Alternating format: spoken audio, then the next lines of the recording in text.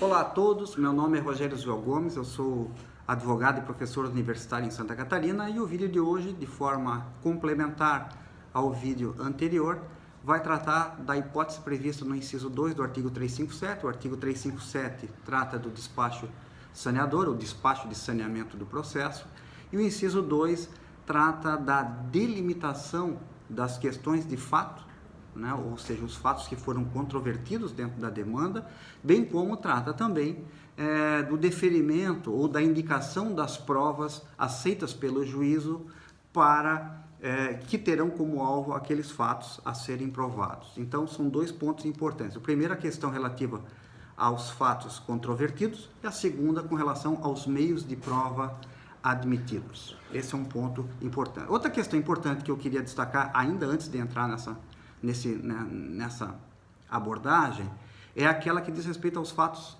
incontroversos. Ou seja, o Código prevê no artigo 374, inciso 3º, uma regra expressa: sobre fatos incontroversos não se produz prova. Ponto.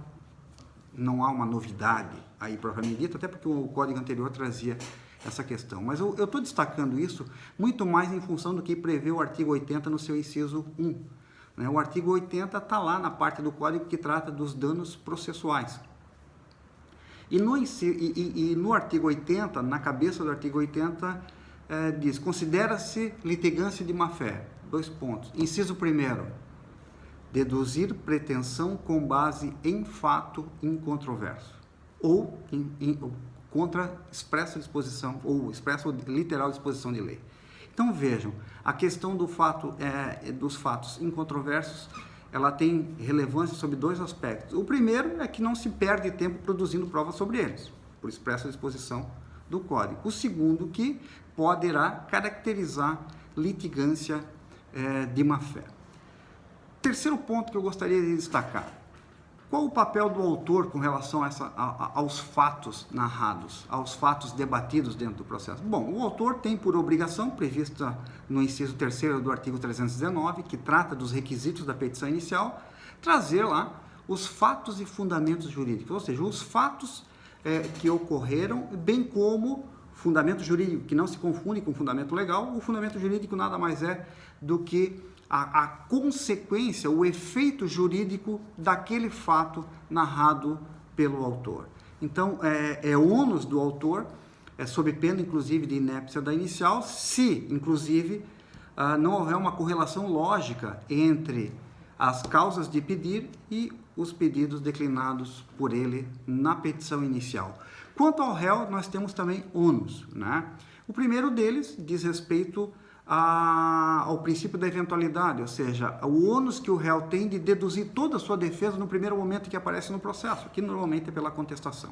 Então, o princípio da eventualidade, previsto lá no artigo 336, e há ainda dois outros ônus, né? O segundo ônus é o da impugnação específica, ou seja, cumpre ao réu, na sua peça de defesa, impugnar especificamente os fatos trazidos pelo autor na sua petição inicial.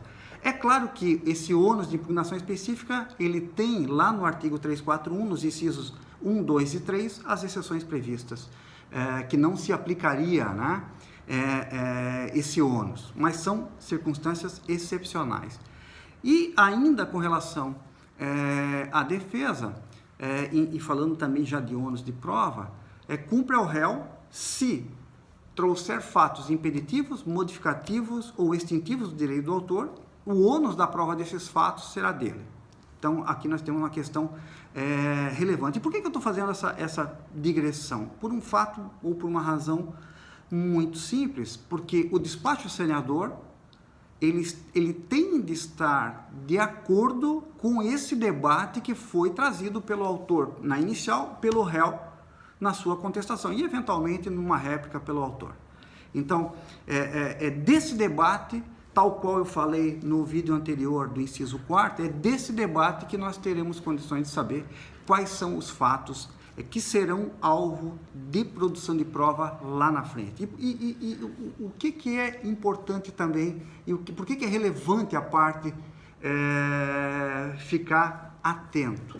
Porque se o juiz determinou que o fato A, B e C são relevantes e serão objetos de prova, Na fase probatória, não se pode requerer provas sobre outros fatos que não sejam A, B e C, sob pena de ofensa ou contraditória. A ideia do saneador como um momento importante e relevante no processo, e isso o novo código ele caracteriza bem, a ideia é justamente que haja um contraditório amplo e substancial, ou seja, que eu saiba o que vai acontecer na outra fase, em termos de procedimento, e o que vai ser alvo de busca na outra fase processual. Então, após o despacho saneador, a questão com relação aos fatos não deve ser alterada, né? Vejam, por exemplo, lá o código, no próprio 357, no parágrafo 4º, ele limita o número de testemunhas a 3 testemunhas por fato. Ora, as partes, com base no despacho saneador, arrolarão as suas 3 testemunhas para cada fato. Mas qual fato? Para o fato que o juiz imputou no despacho saneador como relevante. É claro que esse despacho saneador ele pode ser alvo de um pedido de esclarecimento, ou até recurso, como eu falei rapidamente no vídeo anterior, e como eu vou falar num vídeo específico sobre o efeito preclusivo do despacho saneador. Então,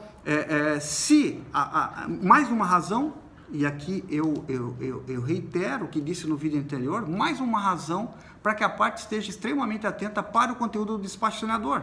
E uma coisa que talvez tenha passado pelo vídeo anterior, e que esse é um ônus do juiz. Por quê? Porque no vídeo anterior, no inciso 4º, eu fiz questão de ressaltar bem a vinculação do conteúdo do despacho saneador lá para efeitos de sentença, porque a sentença pode ser considerada nula se as teses que poderiam hipoteticamente infirmar a decisão do juiz, elas têm que constar da decisão na sentença. Então, da mesma forma que eu falei lá, do inciso 4º, mas com relação à sentença, em termos de contraditório, em termos de garantia da não surpresa, garantia de influência, o mesmo pode ser aplicado aqui com relação ao inciso 2 do artigo 357. Então, suponhamos que o juiz tenha entendido os fatos A, B e C. Ora, aberta a audiência de instrução e julgamento, não se pode inquirir a testemunha sobre fatos D, E e F. Por quê? Primeiro, porque as testemunhas foram arroladas 3 por fatos com base no que disse o despacho saneador. Segundo, lá no despacho saneador, as partes entenderam, concordaram com o juiz que eram somente aqueles fatos relevantes. Portanto, não se pode trazer fato novo que não tenha sido entendido pelo julgador, a meu juízo, no despacho de saneamento. É claro que existe a possibilidade de complementação do despacho saneador, seja pela via da simples petição, seja pela via dos embargos declaratórios ou em determinadas e muito especiais condições por agravo de instrumento. Mas isso é assunto para um outro vídeo. Eu agradeço a atenção de todos. Quem tiver interesse em acompanhar os vídeos aqui, por favor, se inscreva aqui no nosso canal e clique ali no sininho vermelho para receber um aviso sempre que a gente publicar um vídeo novo por aqui. Muito obrigado a todos. Um forte abraço.